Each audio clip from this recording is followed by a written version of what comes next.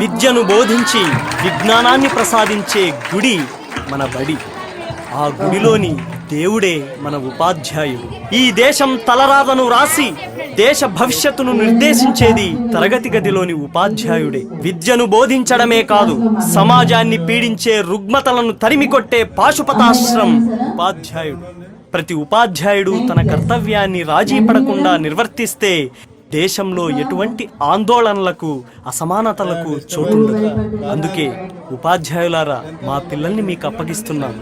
మా పిల్లల్ని తీర్చిదిద్దండి. మీరే మాకు దేవుళ్ళు.